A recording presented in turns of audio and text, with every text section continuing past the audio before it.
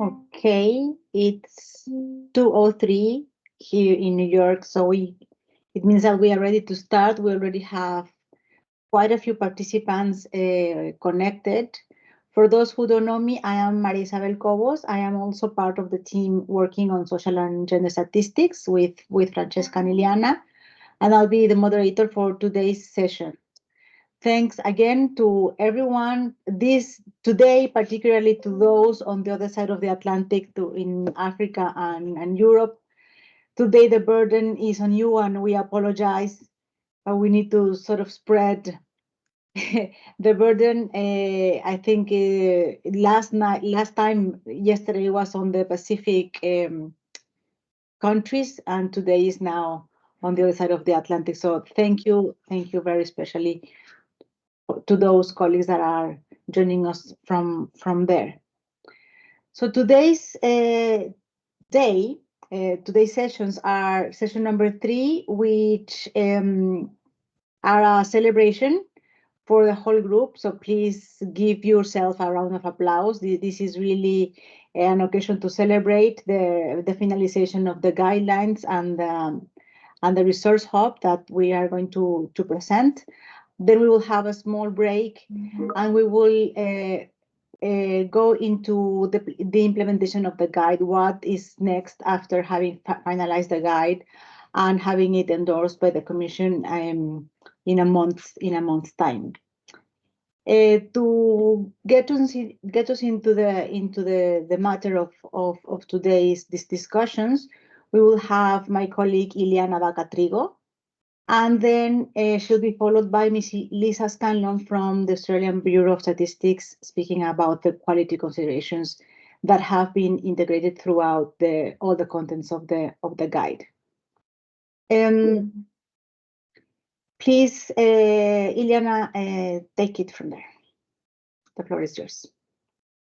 Thank you, Maria Isabel, and thank you to all the experts participating in today's meeting and that have been very generous with their contributions. I'm today the spokesperson, but this work belongs to all of us. So I know that by now all this is not new for you, but bear with me. We are trying to celebrate, as Maria Isabel mentioned, and take a moment to reflect on all the progress that this group has done in the past 5 years. So let me share my screen. Take a while.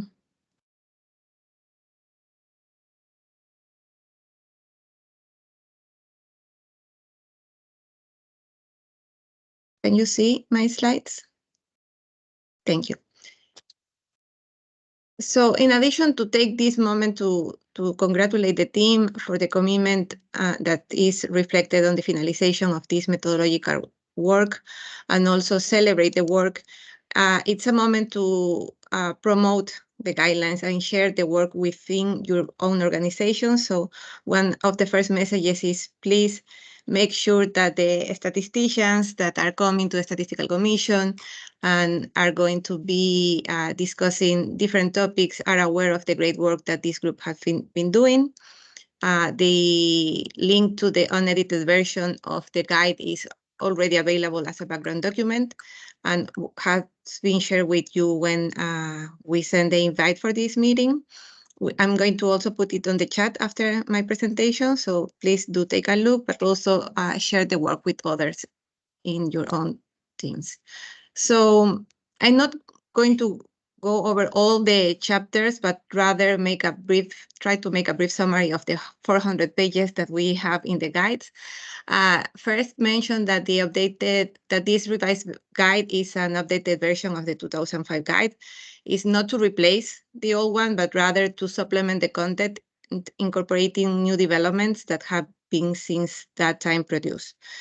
For example, the inclusion of innovative technologies and processes, new global and regional initiatives, for example, the SDGs are mentioned across the whole document, and also in response to the need of lower resource options for collecting quality data. The guide that I'm going to present today synthesizes the work of the expert group to develop standards for the production of time use statistics to support national, regional, and global mandates. And once again, thank you for your generosity, for sharing not only what have been good practices, but also what has not been successful in your own experiences. This also has been very well incorporated into the guidelines to avoid for other countries that are taking the same paths to avoid making the same mistakes.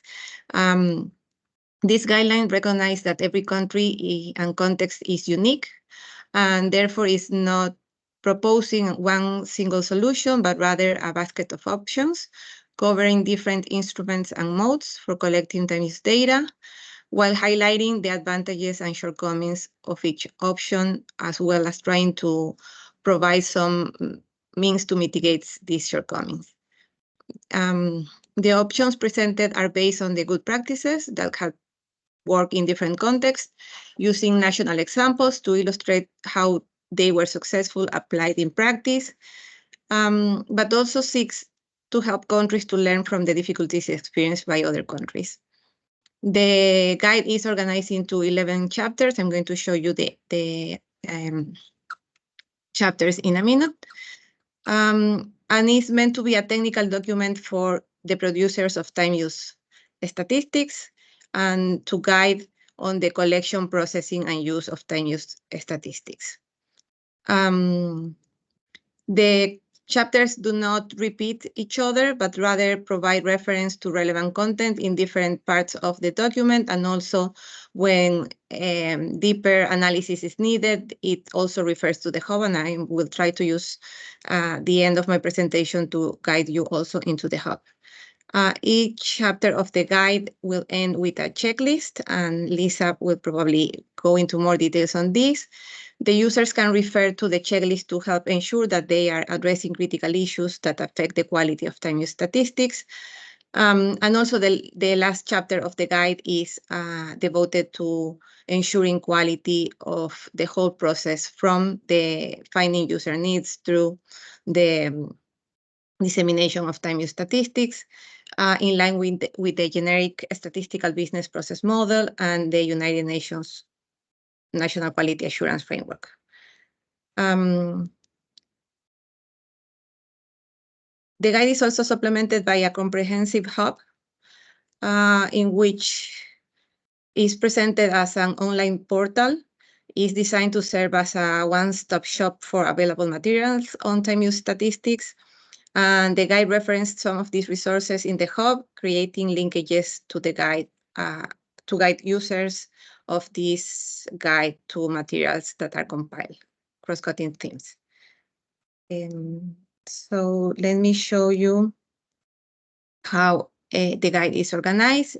As I said before, it's into 11 chapters. The first one is on the user's information needs for time use statistics. Then we move through the collection process, defining the scope and coverage, survey instruments, survey frameworks, sample designs, field procedures, as well as the processing of the data, weighting and estimation through the preparation of outputs and dissemination. And we end with a chapter that takes from the different checklist and also complements to make sure that the whole process had taking into account quality considerations. So instead of going chapter by chapter, I would like to refer to the documents that were created by this group and presented to the Statistical Commission, both in 2020 and 2022, and guide you to how these documents were incorporated into the guide.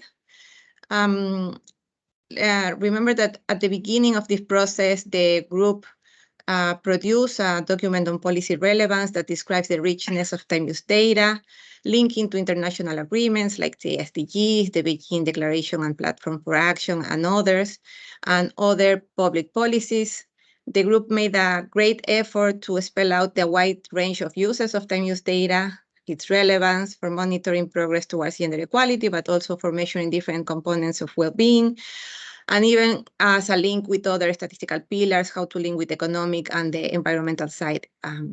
This document is still very much relevant because it made the case that investing in time use data is good value for money, And the considerations that were captured in this document are presented in the first chapter of the guide, chapter 1, but is also present throughout the whole guide when discussing the different methodological choices that the NSOs have available and how to link the choices to the user's needs and the survey objectives.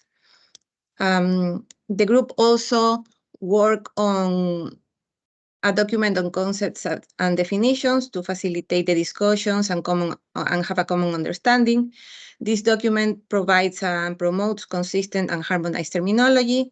The contents of this document are present at the beginning of each chapter from chapter 2 to chapter 8, when the describing activities and different instruments, framework, sampling, enumeration, processing, and so on and so forth.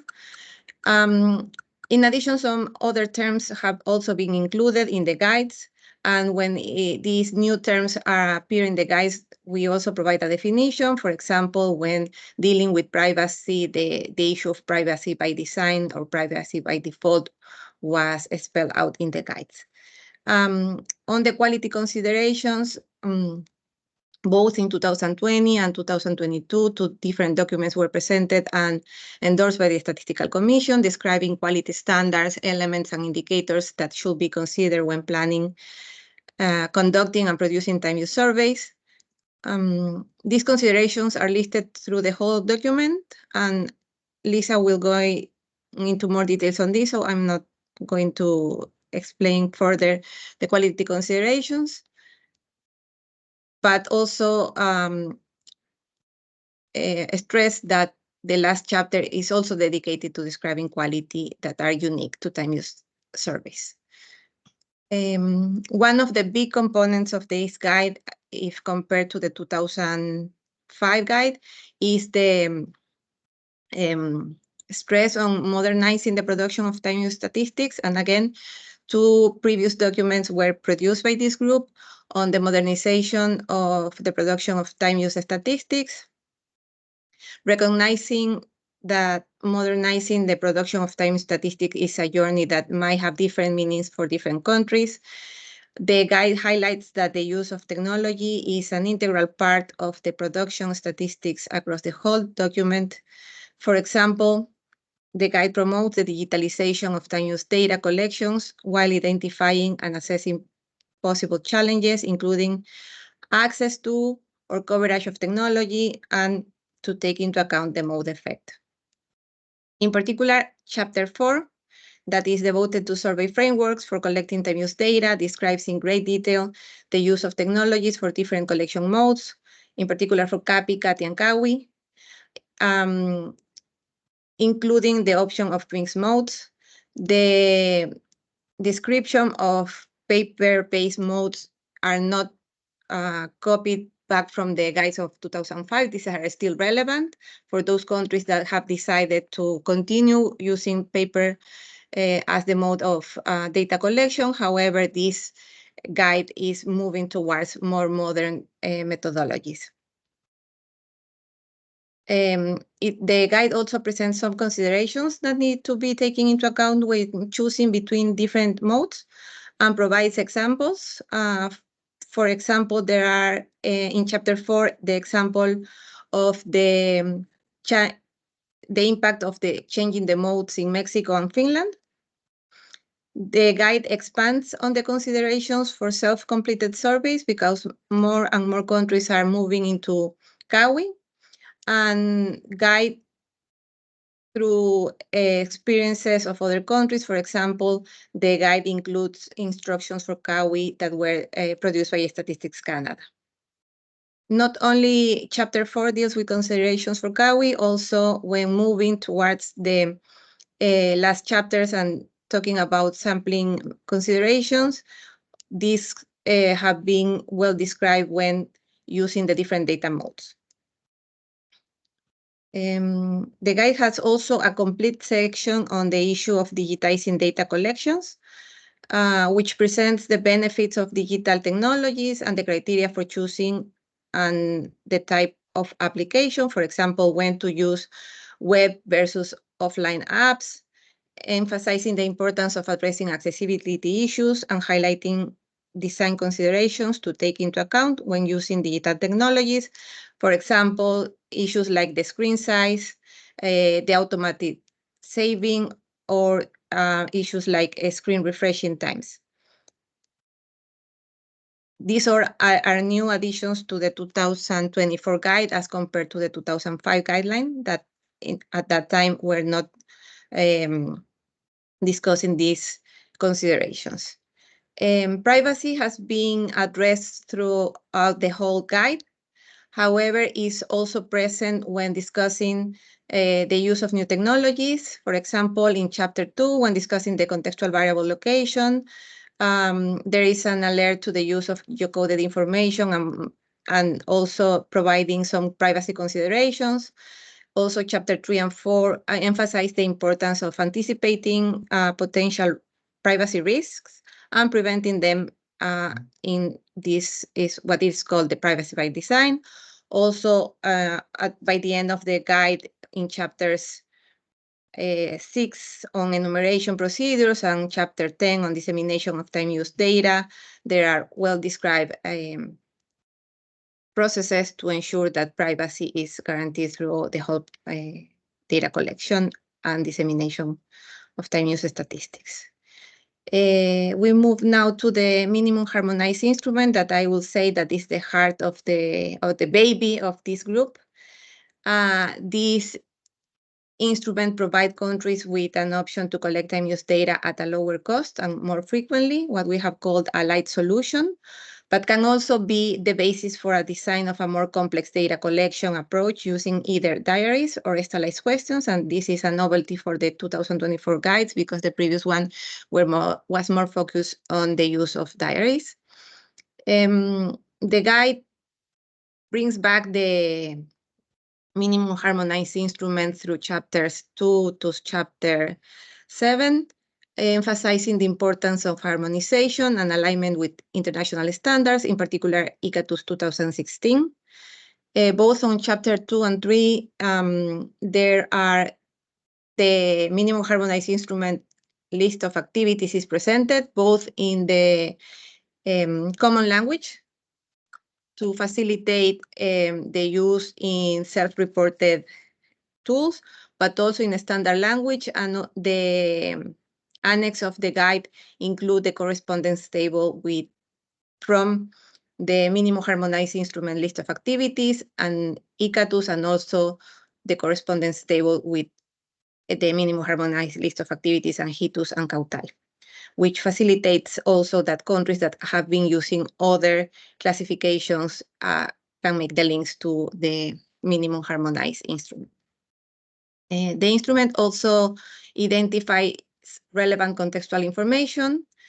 For example, it promotes the inclusion of the variables location, with whom, for whom, and the use of ICT, and suggests as an optional variable the collection of subjective variables, and also describes whether these variables should be included at the episode level or at the end of the questionnaire. The minimum harmonized instrument also provides with suggestions of priority background characteristics that are relevant both for coding of the activities, but also for the analysis of time use data, with description of the minimum individual data, the minimum household data, and also the minimum economic characteristics that time use survey need to be taken into account. At the same time, the guide stresses the importance of collecting data that is relevant to the national context. So the key word here is flexibility. While this is an instrument that is meant to promote harmonization, it's also take into consideration that national adaptation needs to happen, and that's why it's also promoting the need of always testing this instrument in different national contexts. As I said before, one of the novelty of the guide is that include in a lot of details the experiences, in particular of Latin American countries, with the use of stylized questionnaires. But at the same time, it highlights the advantages and limitations of using the different instruments and provides some of recommendations to overcome some of the limitations that the different instruments might have. Also, the guide, as in the part of the annexes, include the model questionnaire that was developed based on the minimum harmonized instrument, as well as the model diary that was developed as part of the minimum harmonized instrument.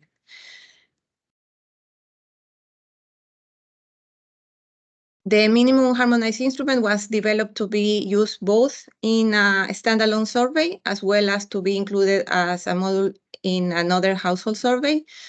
And this is one of the also key features of this revised guide that describes in a lot of detail the considerations for a modular approach. And these are detailed on Chapter 4, based mainly on the experiences of the group, and in particular on ILO pilots with the LFS, and it includes, for example, a box on the results and lessons learned from these piloting exercises. The considerations when using the minimum harmonized instrument are also reflected in the Chapter 5 when dealing about the sampling methodologies.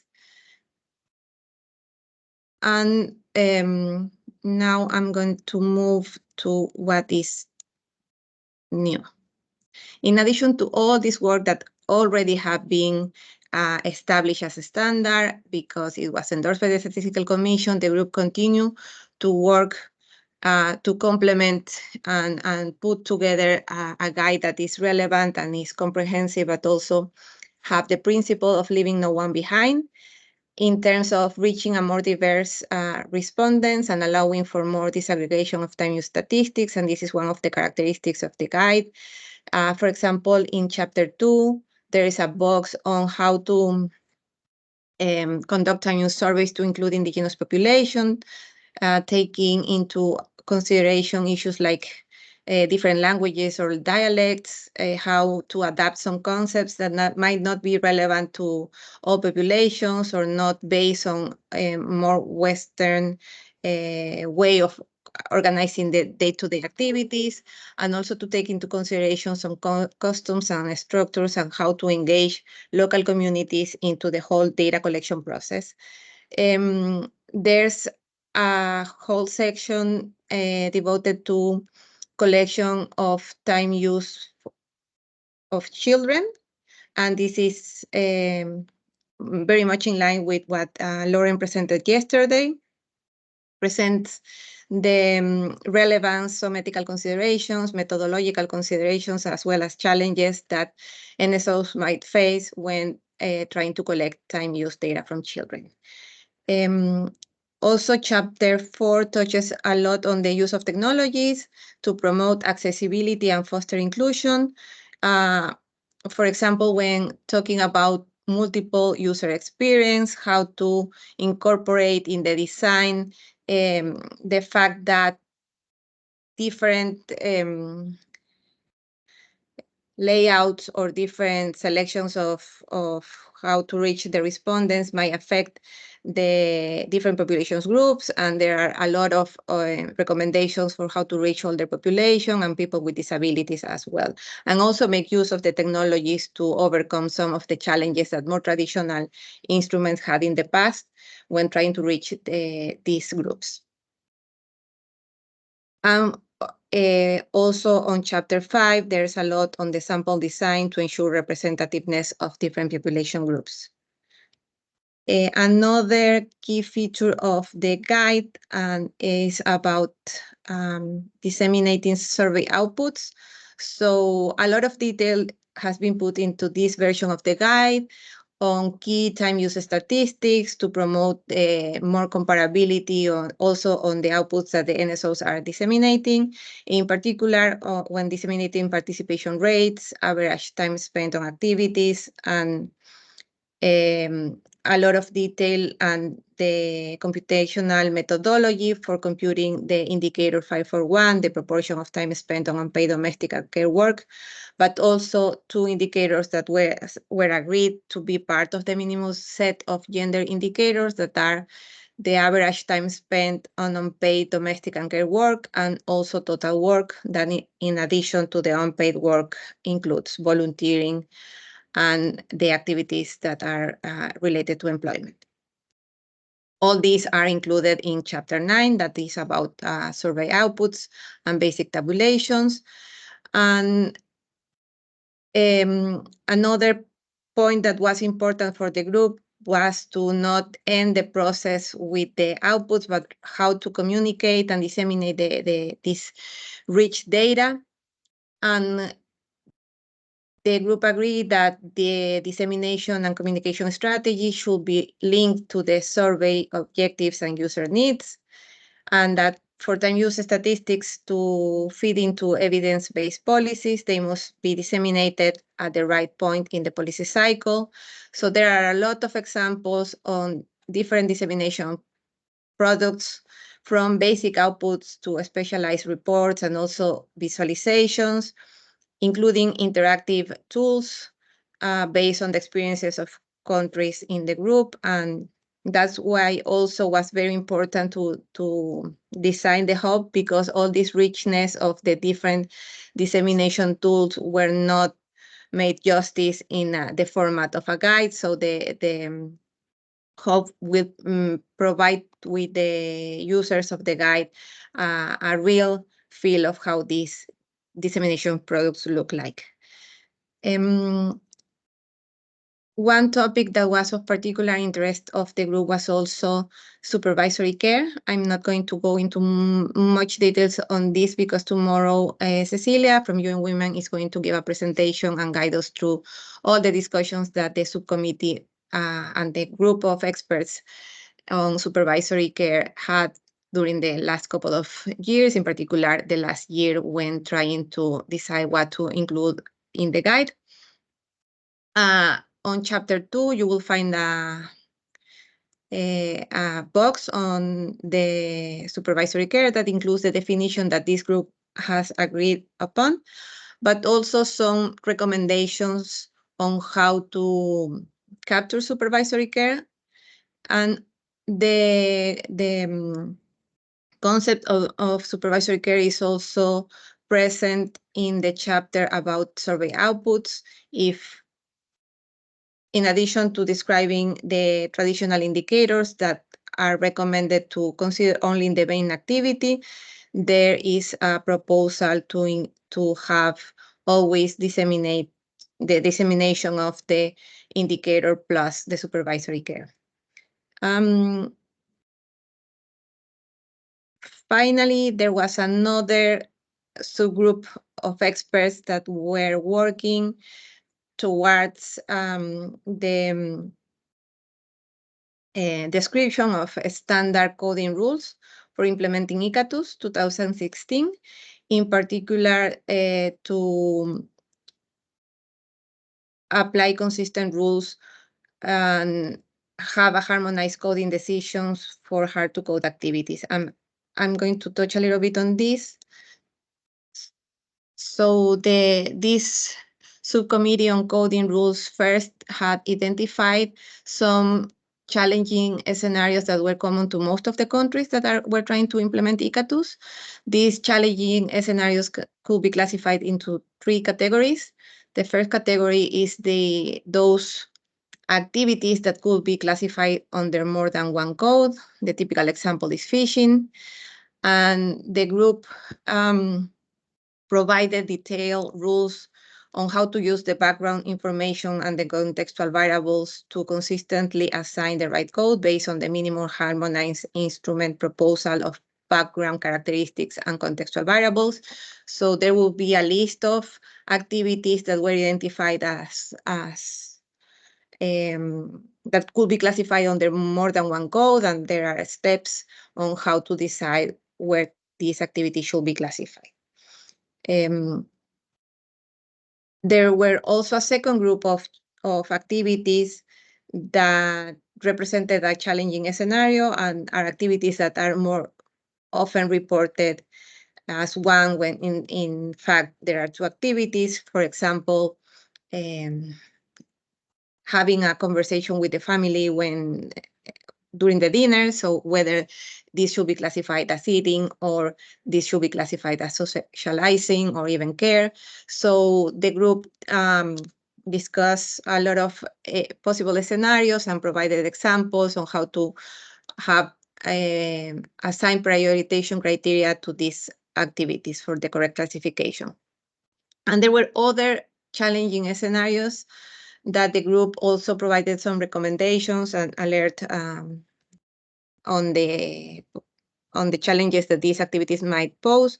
For example, activities related to technology use, such as virtual activities and the developing of digital content that are hard to classify. And also, and this is something that Patricia also mentioned yesterday, when self-administered surveys are being used, there are a lot of inconsistent or insufficient detailed responses that create the need to edit or impute data and how to create consistent rules for the imputation or edition of this data. So it's recoding the activities. So to summarize, with this guide, the group is promoting flexibility, but is not meaning to move away from the independent time use surveys. We still consider that these are the gold standards and that countries should aim to have at least one every 10 years. But we also acknowledge that the need of more frequent time use data collections and the promotion of light instruments could help to fill the gap of time use data in between more comprehensive data collections. There's a lot of discussion on avoiding proxies. However, it has been recognized that, for example, in the case of children, it might be the case when the served replies will end on lower quality data than if we use proxies. And also the group has been discussing the idea of moving away from imputation as much as possible. However, recognizing that there are challenging cases in which editing will be needed. So with that, I think I cover most of the content of the guide. And I would like to move now to show you the hub that is intended to supplement the revised guide for producing time use statistics. As I said before, many of the great initiatives that countries and international organizations have available were not possible to include in the guide because of the different formats. And also we recognize that the practices change more frequent than our capacity to update the new version of the guide. So this hub is intended to provide a tool for all national statistical offices that want to go deeper. It seems that somebody took control of the screen, but okay, I'll continue. Oops. So instead of showing this here, maybe it's better if I share my screen again and show you the hub live. Hopefully the technology is on my side. So, okay. Can you see my screen now? Thank you. Yes. So the information is organized, providing information of the title of the resource, whether it's a global initiative or a country initiative, the type of resource, the language in which the content is provided. All the descriptions are listed in English only in this first interface. However, the resources are provided in the original language. And we are gathering not only resources in English, but in all the languages that were produced. We have the possibility of searching by organization type, by resource type, by region or country, by language, but also there's a nice feature in which if you're reading the guide and you want to know more, for example, on, let's see, dissemination of time use data.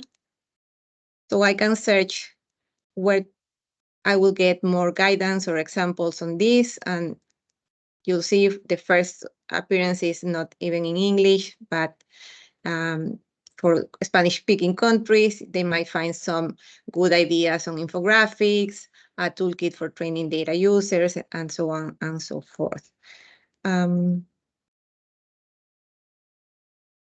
What else?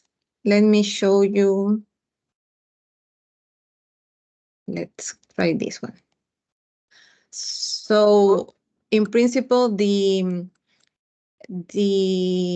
hub will get to the original data source or source of the resource. So we are not downloading the documents, but pointing out to the source. So if the user wants to know more about this resource, they get the right source, but you can always go back to the hub. In the future, after the guides are edited and translated to, we were able to secure some funding to translate it to French, and we are looking for donors to translate it into other official languages. So in the future, in addition to having the guides in the PDF format, we are planning to incorporate the guide also as part of the website of the Time Use Statistics site in a more interactive format. So this is, I think, all that I wanted to tell you today, but also I wanted to give you some homework, not because you haven't worked enough, but because you are always very helpful in improving all the resources. So please do take a look at the Resource Hub and see whether we have included the relevant information. If you know about some other resources, let us know. We are looking forward to have all the information that the countries and agencies presented yesterday. It would be very good to have all these new initiatives also listed here. And while I am here also, I wanted to show you the new data and metadata website of UNSD that includes information on both data, SDG, the indicators of 541, that is based on time use data, or the 2 indicators of the minimum set of indicators, but also all the information about the time use surveys that were used to provide these indicators. And we need your help to continue to improve this site by having it always up to date. So please, if you see that we are missing something, let us know. Thank you. Back to you, Marisabel. Thank you so much, Ileana. And again, congratulations to you and to all the group. It's amazing work, 5 years worth of collective work. So you really be praised. And as such, I would also like to ask you to liaise and feed talking points to the chief statistician and the delegations that are coming to New York at the end of the month, so that this work of the expert group is acknowledged on the floor on the discussions of the commission. Thank you, Ileana, for this very comprehensive presentation. I particularly like the approach of the flexibility of the whole guide. I think it will be very welcome by by all countries in the world at all levels of statistical development. And also the communication part is never to be underestimated. So far, we have focused more on the gender equality aspect of time use and focused on unpaid work, but time use services are served for a full range of policy concerns as well, leisure, well-being, human capital, social capital, transportation, community infrastructure, etc. So that we should be really advocating for all the uses of the time use data. And without further ado, and maybe we take questions and comments after Lisa makes her intervention. Lisa, please, you have the floor. Ms. Lisa Scanlon is a director in the Household Service branch of the Australian Bureau of Statistics, and she will talk to us about the quality considerations embedded in the guide. Please, Lisa, you have the floor. Thank you, Maria, and thank you, Ileana, for that comprehensive presentation. I am going to talk about quality, and I'll try and share my slides. Can people see my slides? No, if someone could talk? No? No. No. No. Okay. Let me have a look.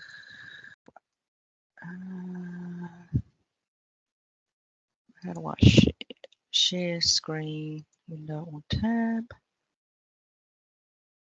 Okay. Let's see if you can see this one. Apologies. No worries. If it doesn't work, we can also project it. That one? Right. Now it's coming. Yes, now we see it. Excellent. Okay, lovely. Thank you. All right, so I'll share it like this because as it turns out, overnight, my organisation updated our Microsoft Teams. So it's 6 o'clock in the morning here, so I think there might be some issues. So I'll just leave it like this, so don't upset things. It's been quite a journey with the quality side of things, and when Francesca asked me and to look at the quality, I was very honoured to do that for such an important organisation and such an important document. And at first, the consideration was that we would have a quality chapter, but after going down that path, we thought it was probably most appropriate that we insert quality within the document. And when we talk about quality, we've specifically chosen the term quality considerations because time use surveys, and indeed all surveys, as we know, we're all statisticians, are about trade-offs. You know, there is always a trade-off between cost, timeliness, what your users, what your key users want, and we have to, it's always a balancing act. And so we didn't want to be prescriptive. We didn't want to give definitive, this is what you have to do. It's about, these are the things that you need to think about when we talk about quality. So in that vein then, what is quality? And I know we're all statisticians, so this won't be new to people. It's about, it's generally accepted that it's about fitness for purpose, and it includes things like accuracy, relevance, timeliness, coherence, interpretability, and accessibility. And it is a balancing act, as I mentioned. And I guess there are some, before countries launch into undertaking a time use survey, you know, there are some important assumptions that we make. And one of the things is, one of the key things for me is for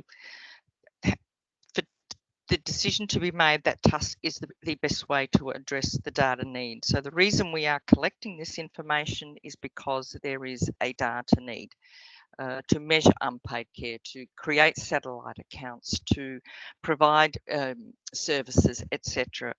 And you know, it's about making sure you understand within your own context who the data users are and what are their data needs. And this will impact not only on whether a time use survey is the most appropriate survey, but also how you're going to design that survey, what you're going to include and exclude. It's also important that you have the funding and the resources to do this work. We talked on Monday, or the first day one, about the fact that time use surveys are expensive, they're a burden on our respondents, so we need to be thoughtful about our respondents. The technology, making sure we've got the technology and the infrastructure to run the surveys, and also to work within the parameters of our organisation. Can we support a COWI? Can we only do CATI? Do we have enough field staff? All of those things are important considerations before we even launch into undertaking a time use survey. So I'll talk a little bit now about some of the chapters that we've included, assuming that we've decided that yes, we are going to undertake a time use survey. So there are the broad chapters are around survey management, the diary, the content processing, dissemination, and the activity classification, which are those that Ileana just spoke to. And as mentioned, we decided that we would include quality considerations at the end of each of those chapters and have a checklist so that NSOs can work through that checklist and decide, have I taken into consideration all these different things? Very difficult to be prescriptive, as I mentioned, about quality, because there are variations in the way all NSOs undertake their time use surveys, and it's really about making sure quality is at the forefront of all the decisions we make. So when we talk about survey management, it's decisions about whether we will run a standalone time use survey, or is it a module we will add to another household survey. And there are different considerations. As a standalone survey, obviously more expensive, but we have more control over the whole survey. If it's a module, we might be bound by the geography that module is taken out to. We might be bound by some of the content collected in that survey. But again, it's about the budget. If we don't have a big budget, it might have to be a module. If we have the resources, we can do a standalone. And then there are decisions about the scope and coverage. What time of year are we going to run the survey? What age of respondents are we going to include? Are children important for our users, and therefore we need to include them? And the number of respondents. Do we go to one person? Do we go to two people in the household? Do we go to every person in the household? And again, these are all trade-offs, and all of these things impact on the quality.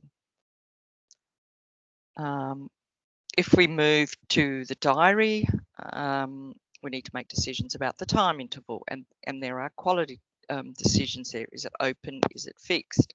The reference period, whether we do an actual day, yesterday, a typical day, or a typical week. All of these will impact the quality of the data. Do we do one day? Do we do 2 days? Do we do a typical day?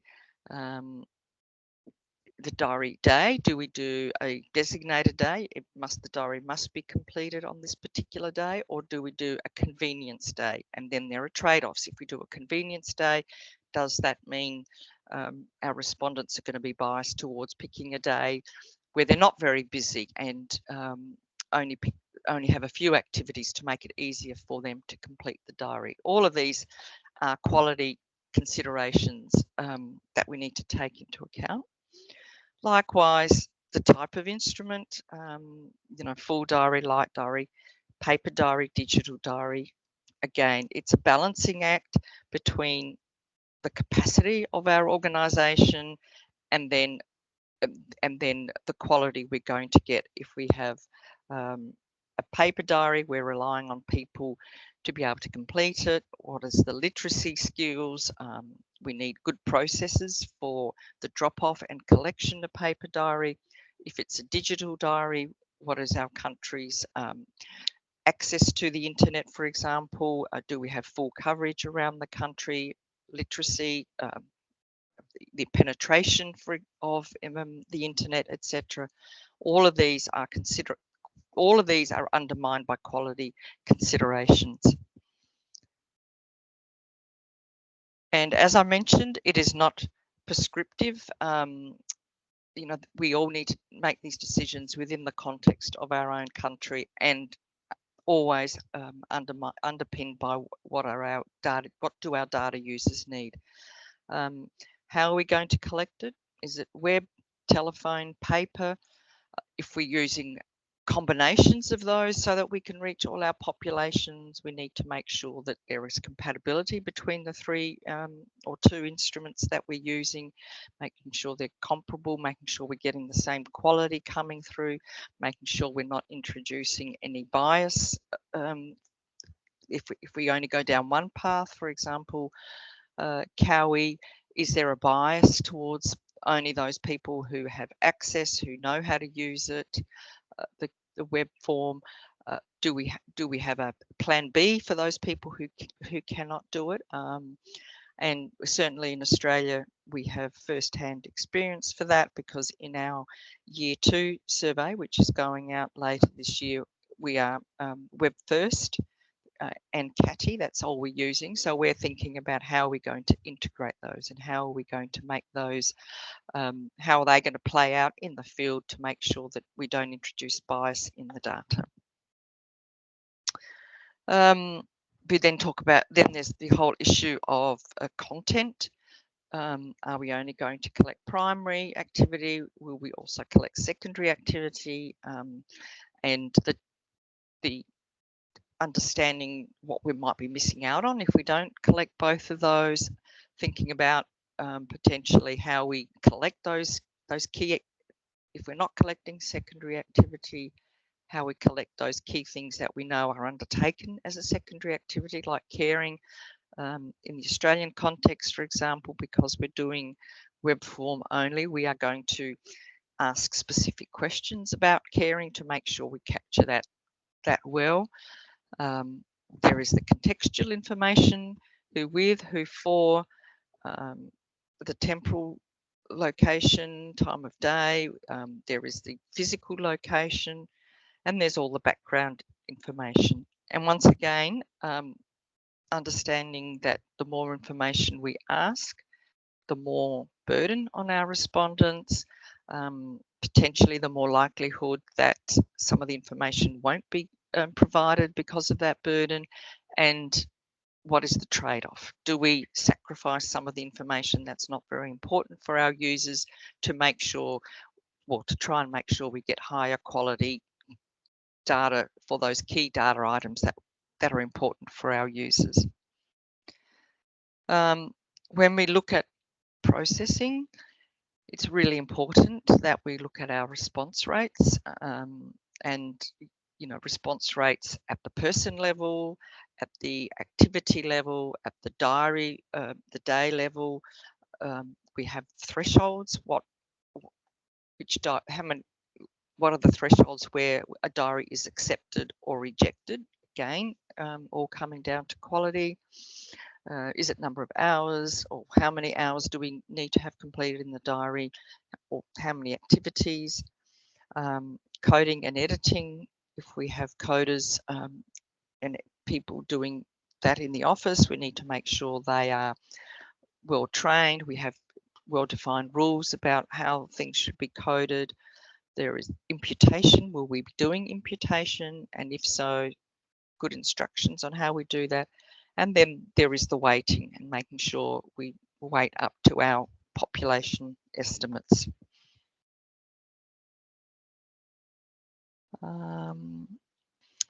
Dissemination, very important that our tables and graphs are labelled and well understood. We all know that time use statistics are complex. We're talking about participants, we're talking about averages, we're talking about average times of participants, average time of everyone. So we need to make it clear. We need to highlight cells in tables that have high standard errors and maybe even consider suppression. We need to make decisions about do we publish everything or do we not? In the Australian context for our 2021 survey, there were some variables we decided not to publish because we weren't comfortable with the quality of responses for those, and they're hard decisions to make, but sometimes as statistical agencies we need to do that. Important that we include methodology pages to describe how the survey was undertaken, details such as the sample size, response rates, timing of collection, etc. Include documentation on how to use the data item list, and obviously if we're producing microdata, making sure we include instructions about the file structure, etc. So it's really about being open and transparent and supporting our data users to make sure that they use the data accurately, etc. And also, of course, making sure we use the most appropriate activity classification for our context. In the example of Australia, we have our own activity classification, and in that case, making sure our activity classification aligns with international standards. For countries that might use their own classification, making sure they apply appropriate standards such as mutually exclusive categories, there's no overlap, etc. So that, I might stop sharing so I can see everyone. That was a very quick rundown of what, oh, now I've lost everyone. I can't see everyone, but I assume everyone can hear me still. Ah, there we are. I can see everyone. So that really was a very, very brief tour of quality. And I will reiterate in the diary, in the guide, we have included the quality considerations at the end of each chapter, so that the NSOs, people undertaking time use survey, and indeed the people using time use statistics, think about those parameters within the context of their requirements and how they plan to use the data. Happy to answer any questions, or over to you. Thank you, Lisa. Thank you so much. Such a fascinating topic. I think we could spend hours and days talking about quality considerations in time use surveys. It's really, the possibilities are limitless, but also there's always trade-offs for each possibility. So it's really, really fascinating. Thank you very, very much. I think we are doing really, really good on time. So I would like to open the floor for questions, comments, suggestions from the experts, please. Taking advantage that we have quite a bit of time.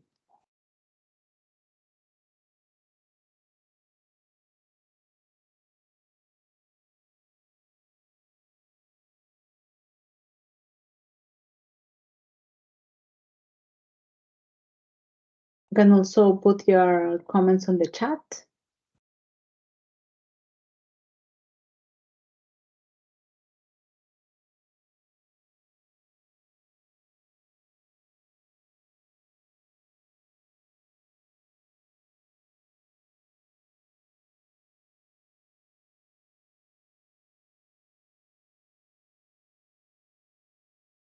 Liana, is there anything that you would like to add in this sense? I know we have the following session about implementation, so we can talk more about that during the next session.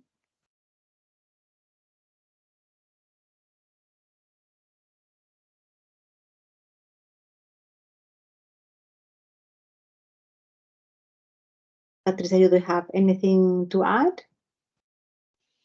I will add something, Maria, Lisa here. Yes, please. I think it's also important for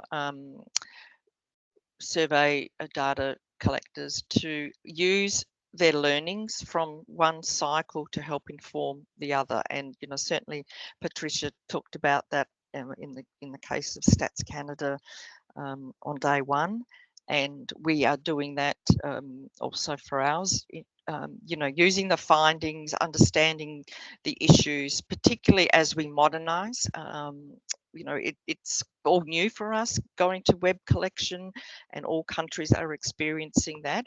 And I think it's okay to you know, we must actually take the learnings from perhaps, you know, a cycle and make adjustments and changing, and also to emphasize the importance of testing as part of that, trying to make sure we optimize quality, and, you know, testing, bringing people, respondents in, doing cognitive testing, having people use the instruments to help refine our instruments and procedures.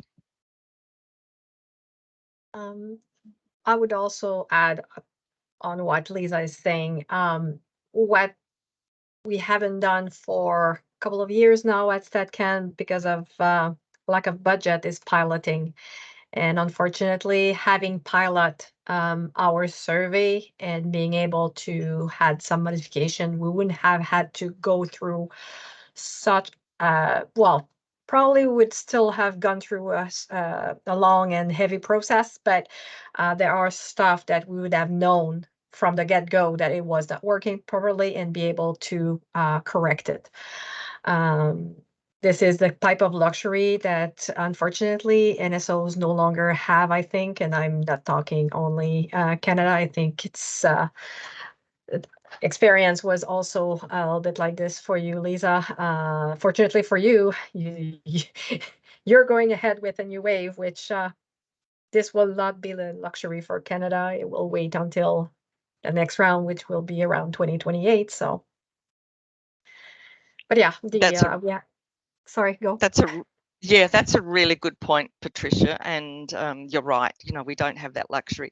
The other thing I would like to point out is sometimes you have to make brave decisions, and you have to make those trade-off decisions. And so, for example, within the Australian context, we found that our web Cowie instrument was so burdensome for our respondents, particularly with all the contextual information, where location, who for, who with, all of that information. We really had to make some tough decisions about cycle 2, and we dropped off some of that contextual information. Now, we have received some very strong a backlash from some of our users, particularly in the academic area, but it's about who are our primary users. What is the going back to the basics, what is the primary reason we're using this for? Who are our main users? And, you know, understanding that unpaid care is the key thing. So how are we best going to collect that in our instrument? And that's why we've learnt a lot from cycle 1, which is going into cycle 2. But you cannot please everyone, and everyone is interested in time use statistics. Everyone wants to know location. Everyone wants to know who with. You know, there are so many applications, but it's about what are my main applications. And every time you add more content, you risk burden. You risk burden because we all know, as we heard on day 1, response rates are declining. Difficult to get into, you know, to get people to respond. If it's a CAPI instrument, difficult to get access to people because of secure accommodation, all of those different things. So it's about making those brave decisions and making them for the right reasons. I may add something that I had lost my thought, but you just gave it back to me, Lisa. About the main user and the policies and all that. If any countries or any agencies have real good example in their country of a type of policy or decision that was made because of time use data, this is something that very tangible that we can always go and say, yes, this has done X. For example, in Canada, the well, it's It was implemented by a province, so it's the daycare, subsidized daycare, but using time use 2010, because that was put in place 2006, I believe, we were able to show the big difference. So now we do have a national subsidies for daycare, and this is based on that. So right now, what we're adding is that, yeah, time use data created this. So very tangible example that can be added to the hub, the better. And this is exactly what we're striving to get at. And I'm pretty sure that other countries can just look at the same. It's just thinking about how it can be used. And unfortunately, sometimes, or really often, it's academics that will get at this before any minister, department, or stuff like that. So.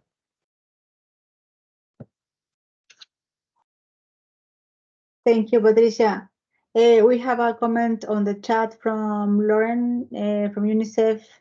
I believe Data2X, yeah, indeed, is starting a work stream looking at the policy impacts of time use data. I saw that Mauricio connected already, and I wanted to pick on his brain because it links to the presentation that he gave yesterday about the consultation on users and the statistical test that ran between November and December last year. And I wanted him to tell us a little bit more about that. What are the key takeaways, if already available, to fit into the lessons learned as Lisa was mentioning on quality. Sorry to Yeah, put sure. you. Hello. Yes. Yeah, I was kind of late today. Sorry for that. But we still don't have the final results from the test.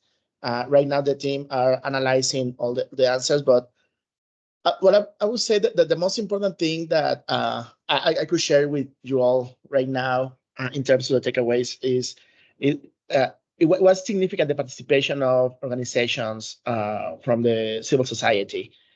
So it was a really good example. Of course, we are required by law to do to have this consultation, but it was really useful to see collectives, like groups of carers, like people who are actually taking care of people with disabilities, children, elderly people, to share their experiences. And when sometimes they felt like they were underrepresented in the survey. So it was really significant for us to listen to them. And sometimes we were able to provide a solution and to include some of the questions that they wanted to be included in the test. Some of the requests that we received were not probably that easy to incorporate in the survey, but we're still working on the test. So we will have, I don't want to say a date, but I think we should be done with all the analysis around May, probably.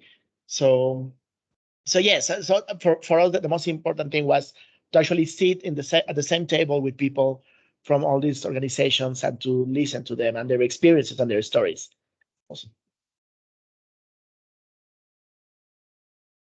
Thank you very much, Mauricio, for sharing. And maybe you can volunteer a piece on that for the hub later. As Patricia was saying, we really want to keep it up to date, and that is very valuable information for the fellow countries.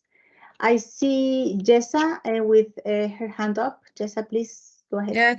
Thank you, Maria Isabel, and thanks, Eliana and Lisa, for the excellent presentations. Just on the last point from Patricia with regards to, data use, just something that, fully agree, and something that cannot be overemphasized. Just to add to the point made by Lauren in terms of efforts being made by various agencies. Also from UN Women, we are trying as much as possible to make sure that, before any support on time use surveys, it's something that it's critical that working with countries, we are also clear about how or which policy will this intended time use survey is going to influence.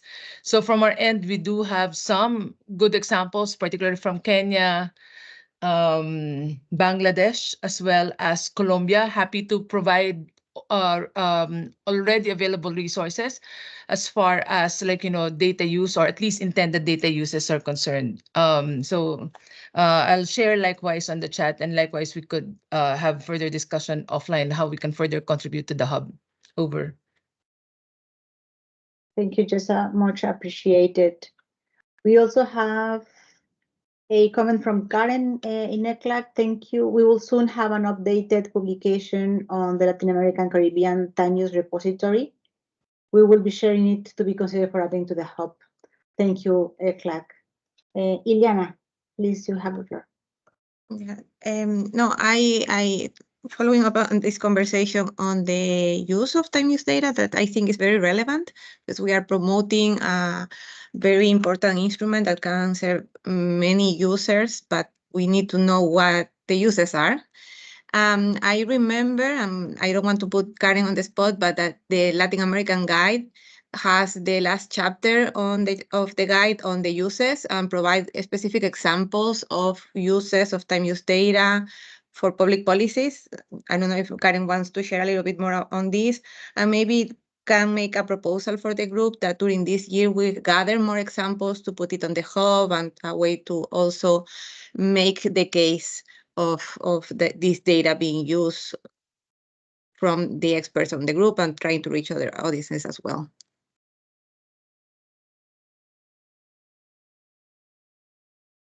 Thank you, Ili. Karen, do you want to come in?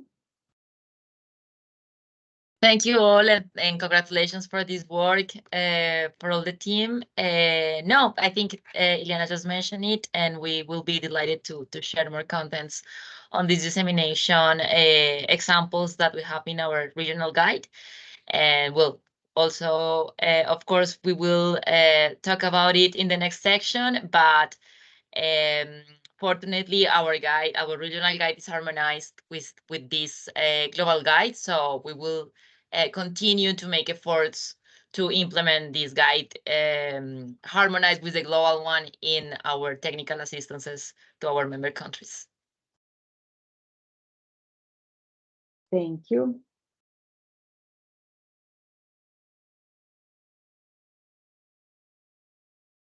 Thank you, Jessa, for sharing a data use story from Bangladesh in the chat.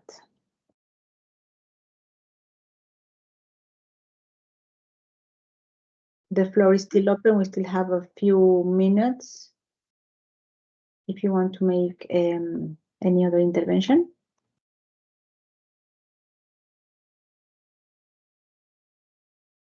Going once, going twice. Okay, so maybe we break. We finish this session. Thanking both presenters and also those who have participated in the discussion. We will continue this in session 4. It's now the 16 minutes past the hour, so maybe we break for 15 minutes and we come back at 30 minutes past. I don't know what time is it where you are, but 30 minutes past the hour. You come back, please. Thank you.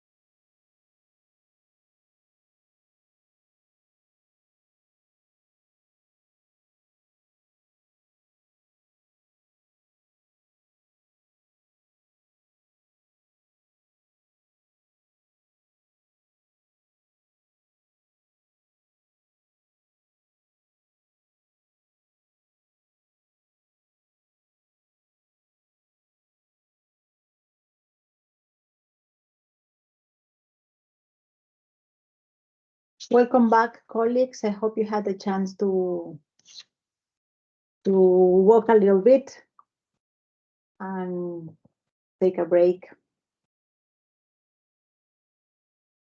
If we can resume, now we are going into session 4 on implementation of the guide. This session will be an opportunity for the group to brainstorm on ways to promote the adaptation and adoption of the guide recommendations in country. And it will also be a platform for exchange plans at the regional and global level to strengthen national capacity in producing high quality, frequent, timely, and granular time use data. You may have seen that we sent by email a few questions for countries on what your plans are to promote and adopt the guide, and what are your needs and ideas for solutions in order to be able to implement the guide. We have put them together, as well as some initiatives from agencies and regional commissions. And Ileana is going to present them to us, and then afterwards we will open for discussion. Ileana, please, you have the floor. Thank you. Let me share my screen.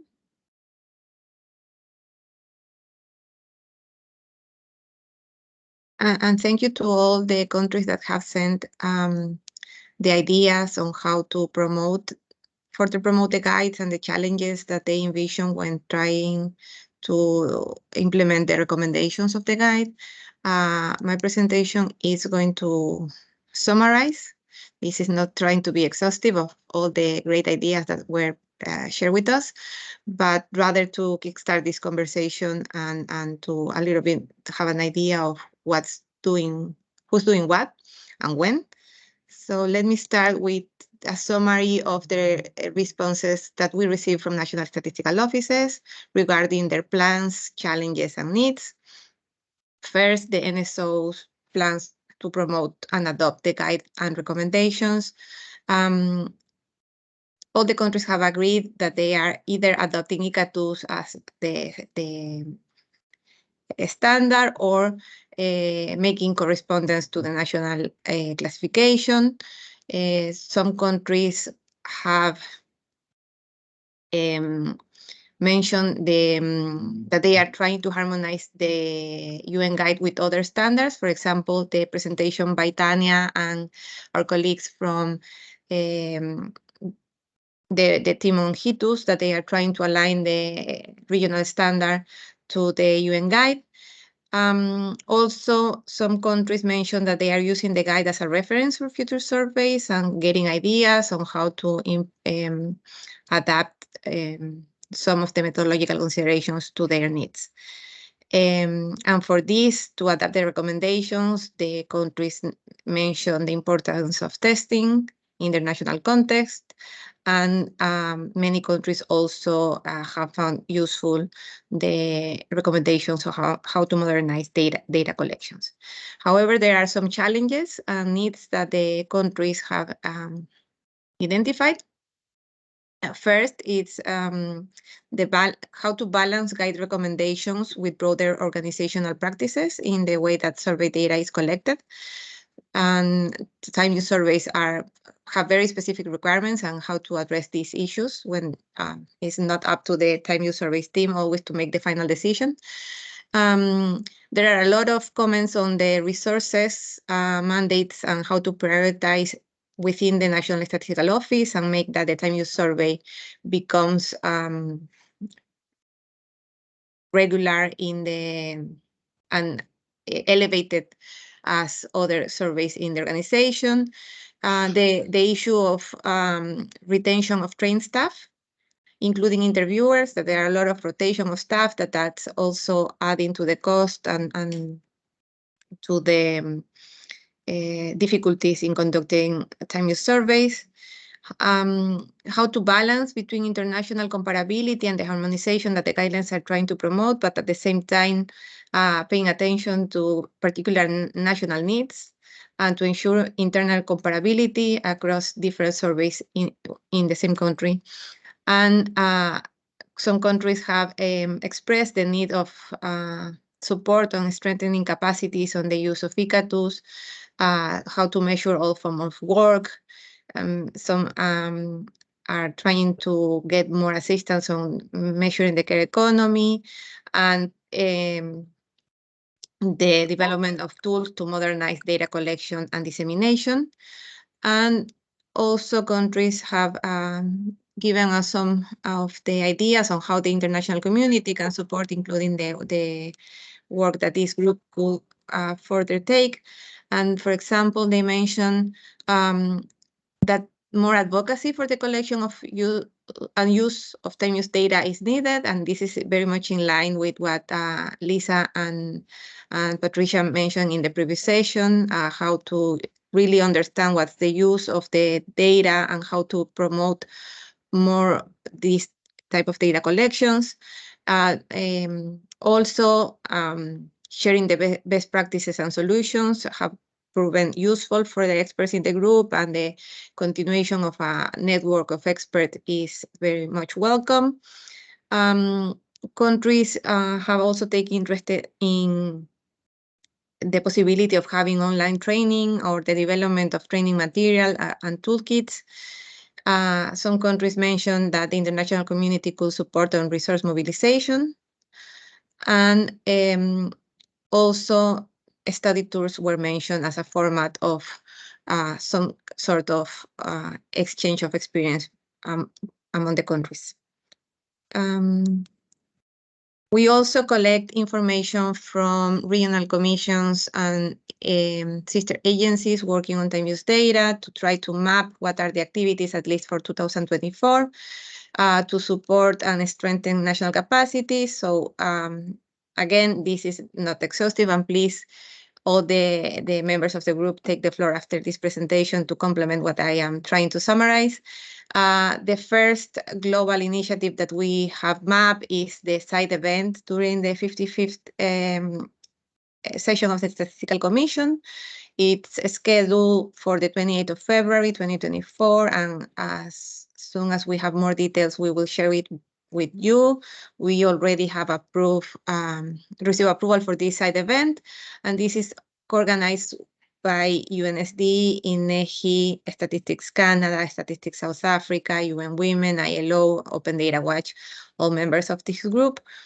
And then we are also planning to have a session at the World Data Forum at the end of the year in Colombia. And these two events are planning to have a global impact. We also have received information from our colleagues from ECLAC that the 25th International Meeting on Gender Statistics is happening this year in Mexico, and usually one day is dedicated to time use data and the measurement of care. They are still deciding whether they will have the annual meeting on time use or they will switch from annual to biannual format. But still, the meeting on gender statistics will happen this year. In terms of technical assistance, we have mapped some initiatives, and as mentioned yesterday by Samantha, ILO will continue to provide support on time use modules in LFS, and these are some of the countries that have expressed their interest so far in receiving technical assistance from ILO. We also learned from UNICEF that they will continue to use the time use, provide support to countries interested in including the time use module in the 7th mix. And these are some of the countries that have expressed interest. And I have highlighted in green some countries, meaning that we are also aiming at coordination and not wasting our resources. So it's clear that countries are working together with ILO, but also UN Women is involved, for example, to provide technical assistance to the Caribbean when dealing with the LFS. So everything you see in green is that more than one agency or organization is working with the country. We also have some initiatives more at the regional level. So ECLAC is working directly with some countries, Brazil, Montserrat, and Chile, and I listed there. I'm not going to read because the idea of this session is for us to have a conversation, but there are some of the initiatives that these countries are having and the support that the agencies and regional commissions are providing. Also in the Latin American and the Caribbean region, UN Women is working on and providing support to countries interested in evaluating unpaid household service work and producing satellite accounts. When we move to the Arab states, UN Women is looking into working with Egypt and Jordan right now on resource mobilization, and also with Morocco that is planning their time use survey in 2025. And I have highlighted these 3 countries because last year, as part of the DA12 project, a workshop on time use and the promotion of the guidelines happened in Tunis. And a lot of the information of the guidelines has already been shared with these countries. So it's good that UN Women will continue the work and make sure that some of the countries that attended the workshop and have expressed their interest in having or implementing the recommendations of the guidelines will continue to have support on this. In the Asian Pacific, there are also some initiatives with Bangladesh on satellite accounts and Indonesia and Kiribati that are going to conduct their time use survey. Moving to the East and Southern Africa, UN Women is working with some countries, both supporting time use surveys as independent surveys, but also as modules, both in LFS with the coordination with ILO, but also in other household surveys.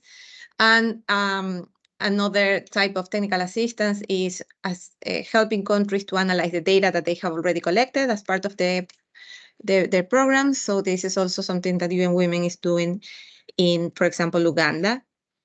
And in West and Central Africa, Senegal, Nigeria, Liberia, and Cote d'Ivoire are also receiving support of UN Women.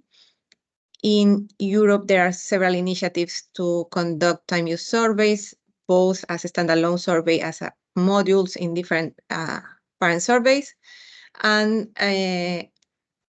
Georgia is working towards the production of their satellite accounts. UN Women also reported that they have been producing some social media packages and data visualization that will be used by European countries as a way to disseminate their data on time use. And moving to other initiatives, at UNSD, we are planning to conduct a time use workshop for Asian countries in June 2024. It will be in China. We can share more details, and we count from the expertise of members of the group to support some of the presentations and share the experiences, as you always so generous to have done in the past. ILO shared with us that they have scheduled an online course on measuring unpaid care work and volunteering in labor force surveys, and this will be available for September, October 2024. And UN Women is developing a training on a light instrument that they are also based on the minimum harmonized instrument. They are developing a module that can be integrated into existing household surveys, and the target countries are Asia and Pacific countries, and they will also provide training on this light instrument. And there are some initiatives also on analyzing data, and this is very much linked with what Patricia mentioned before, how countries are using the data and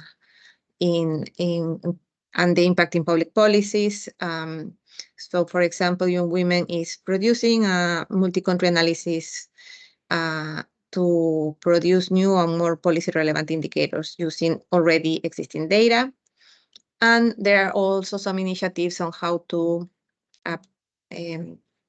share data, both at the global level and with the website that I have already shown you in my previous presentation, and also ECLAC with their Gender Equality Observatory.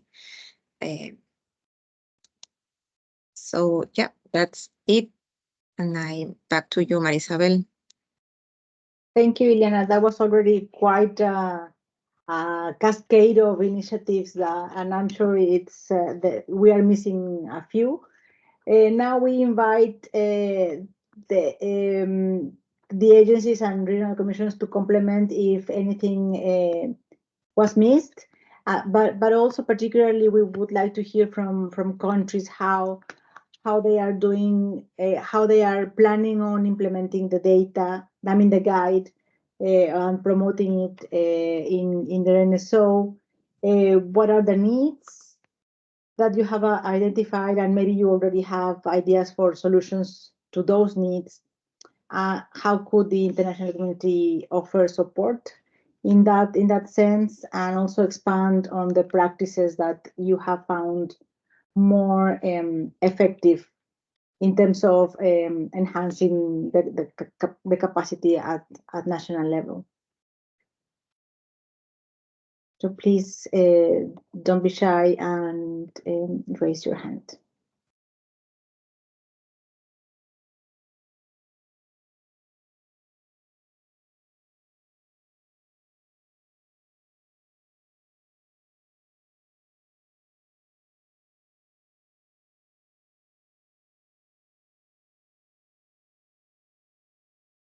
Karen, please unmute yourself.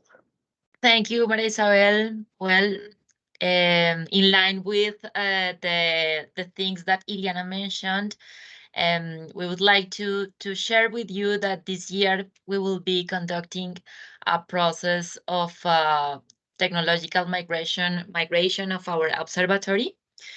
We need to update the platform.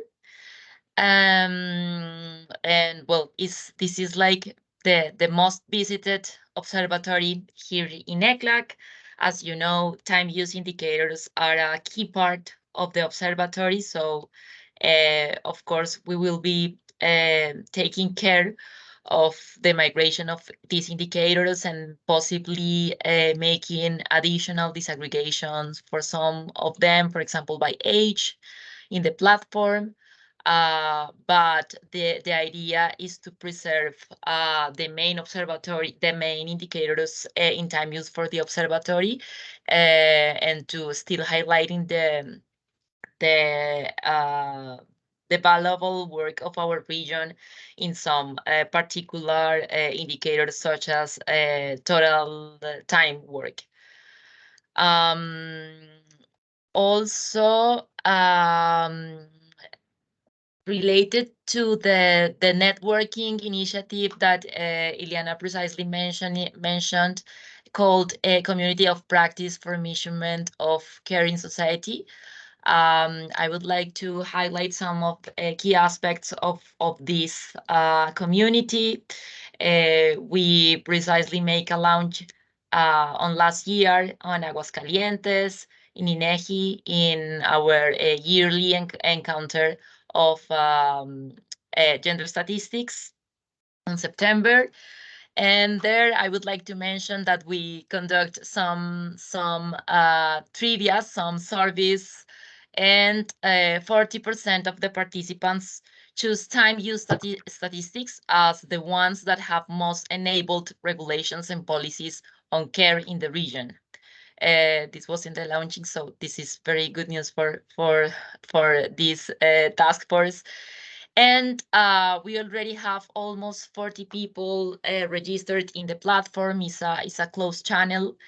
And the idea is to discuss about the new needs and challenges on measuring care. And of course, time use will still being a key topic in this area.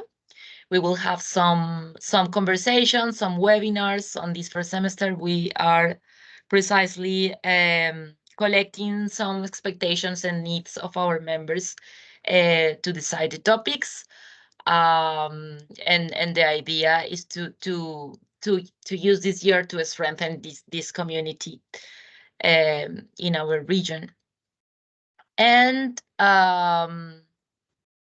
well, as maybe we can listen later, we have some countries that we are going to support on this year to take advantage of time use measurements. For example, Chile, they are conducting, as I think our colleague is Veronica is here. But well, we are excited because we have been seeing the collection process here in Chile, and it's going to be the second time use survey in Chile. So we will be supporting the analysis process and dissemination, and